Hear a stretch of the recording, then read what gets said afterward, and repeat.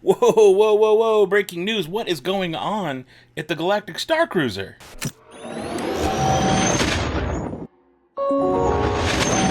Hey everybody, welcome to the Dano channel. I am Dano, and we've got a weird little bit of breaking news from WDW News today.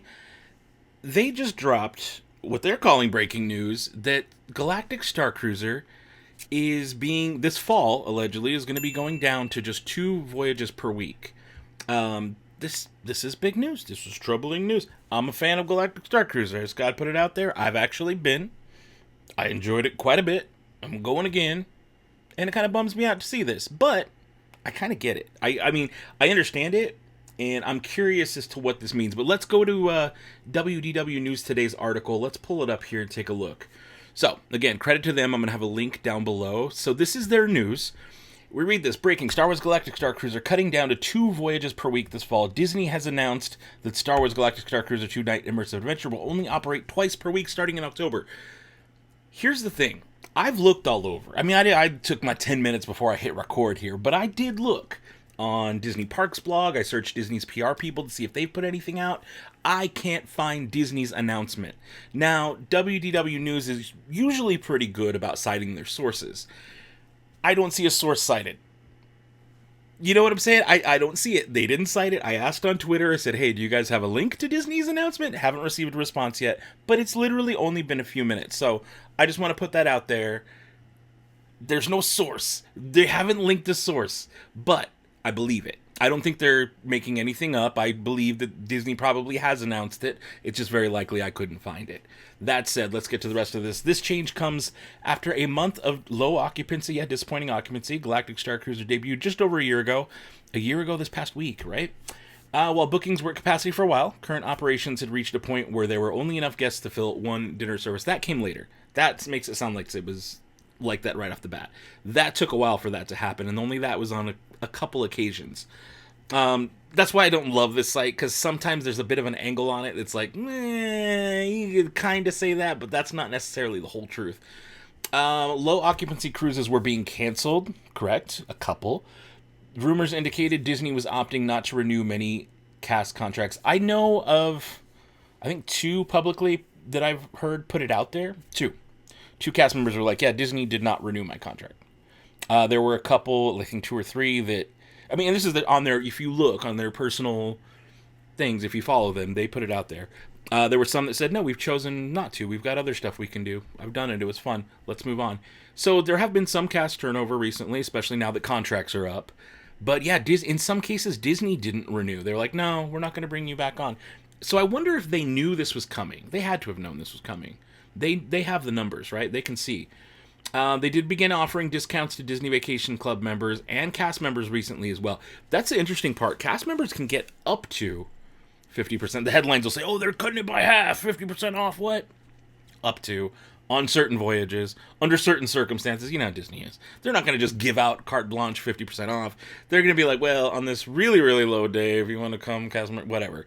Either way, it was kind of a weird move because cast members, this thing is expensive. It is, like, right off the bat.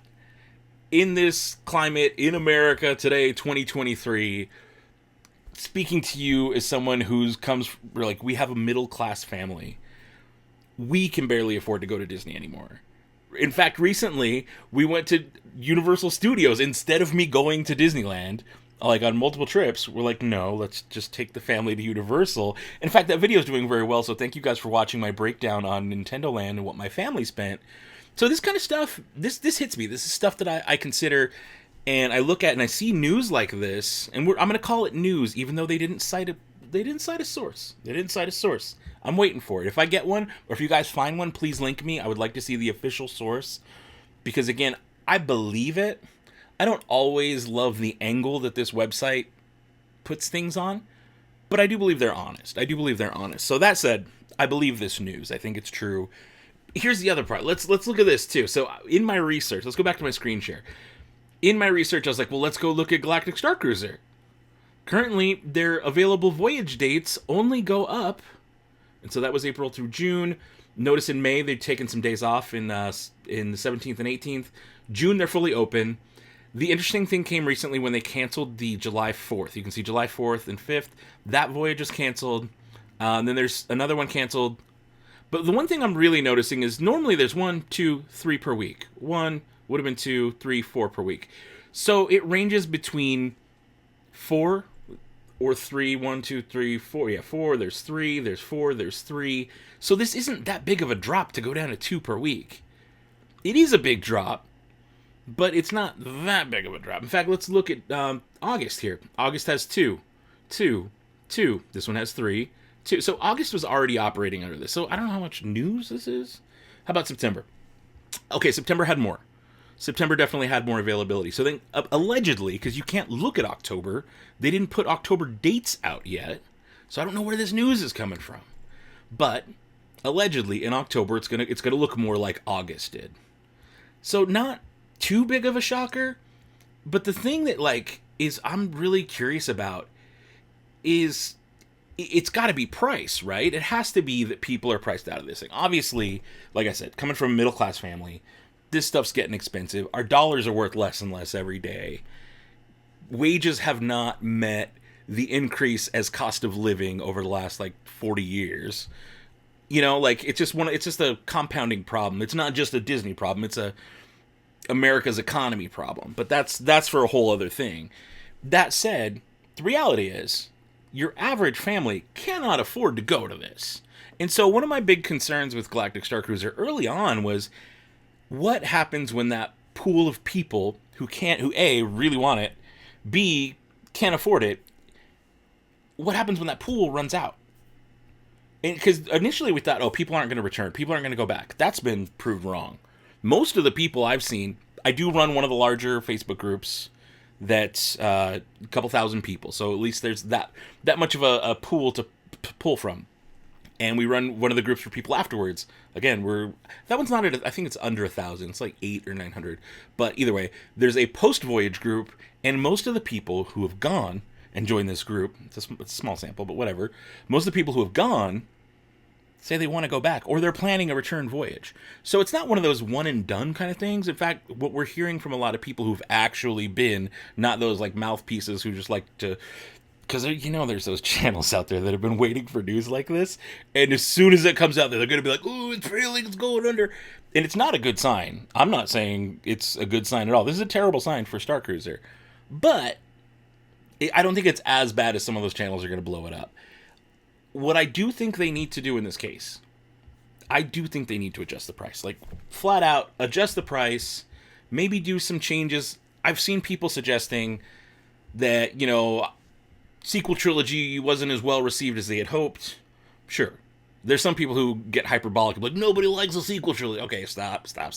There are millions of people who love the sequel trilogy. Millions. Repeat after me. Millions of people love the sequels, even if you don't. And that's okay. They do. They exist as much as you may not want them to. I'm one of them. I've got a couple thousand friends that also love them. So, shut your mouth. That's out of the picture. That's not, when people say that, it's just okay, your opinion, you're not exactly coming from the right place here. But, that said, offering stuff from different timelines could be fun. It could be. It could be a really interesting, I feel like there's wiggle room here. This is a point where they can pivot, make changes to bring in a bigger, wider audience, cast that net a little wider, find a way to lower the price, and change the offering. What I worry about is this is Disney. Let's be real. This is Disney. I don't get paid by Disney. Disney's never, they don't send me checks or anything stupid like that. So I can say what I want. And in this case, I do know that historically Disney's had this habit, especially under Chapek, they've had this habit of charging more and offering less. We're now in the Iger zone. So he knows, he at least, not that things got cheaper under Iger, because that's not the case at all. But he at least has some good sense on him. And at least, he's got his finger on the pulse a little bit. And he seems to run the company in a good direction. Not a cheaper direction, but in a good direction. I just wonder what these changes mean. My guess is that, yes, coming this fall, this is true news, they're going to go down to 2 cruises per week until probably spring of 2024. Come spring of 2024, when things pick back up again, we can go look at this. Let's look at the calendar. Let's look at the calendar for this year. Let's look at April. Let's start looking at March and April, where we're at right now. Let's look. Because notice how open that is. March. Those 2 are grayed out because that's right now. We can't get on that. We can still book, which means there is availability. We don't know how much availability, but it's not fully booked. It's not fully sold out. It's possible that the one in May... No, that's not sold. That's just not even operating on 17th and 18th. But look how most of the calendar is open. It is available. You can still get tickets for it, but they're still running voyages. So I imagine 2024 looks a little bit more like that. Maybe they increase to 3 a week if they haven't already decided to change the offering. I think that's a little premature. We're just now we're about 2 or 3 days, like 2 or 3 voyages worth of days after 1 year of public voyages. So they've got 1 year of public data to pull from and assess and make decisions off of. And even that isn't great data because it was technically still pandemic-ish. You know, when it opened for the first few months, there were still travel mandates and mask mandates in certain places. And, you know, when I went, we could take our masks. Like, we didn't have to wear masks while we were there. But that was a policy that changed within about a week of us going. And I went on the March 3rd voyage, 2022. You know, so there's that to keep in mind, that the world wasn't as open, or at least America wasn't as open as it is today. And so there's a lot of factors here. There's a ton of factors. And I just wonder what this means. My guess is they're going to change the offering.